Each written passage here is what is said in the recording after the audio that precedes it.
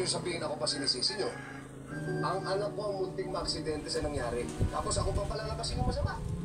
Alam mo, pinakamaganda niya, bakit hindi na lang natin idaan sa tamang proseso ito? Sige.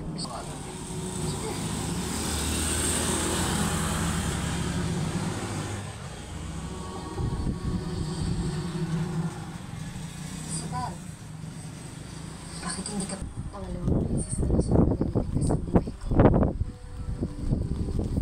Bakit kayo tutol sa kanya kung sa kanya ko may utang ang buhay ko?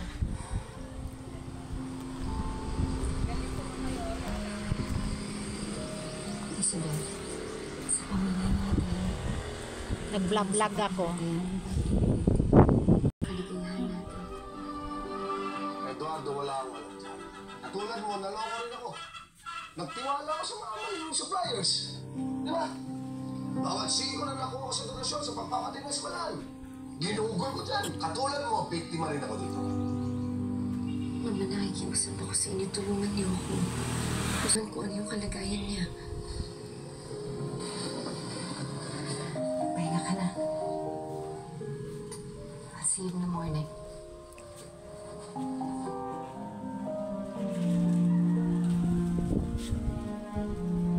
Sa ibang pagkakataon na natin pag-usapan ito, walang pipirmahan si Gonzalo sa ngayon. Sige, doon natin mo. Ako na bahala.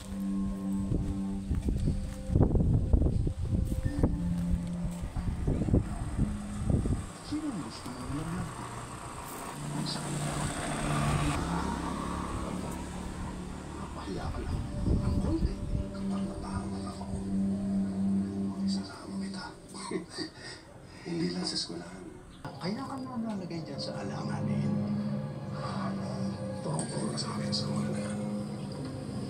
Pag nakahanap na ako ng butas, hindi ko makalampasin yan. Kung bakit malapit masyado si Eduardo sa kanya. Magaling magsipsip. Ihalis muna ako din sa sala. Yun ito. Dito. Kaya niya naman si Papa. Nagtindihan ko, Frank. Wala naman makakapigil sa kanya kung sa tingin na tama siya. Ang problema, mali siya ngayon. Dito alam ko na yung mispero kay Sandal. Dito hindi ko alam kung tama ang ginagawa ko. Pero kailangan mo malaman ulit yung nagtago si Sobol sa si Isabel.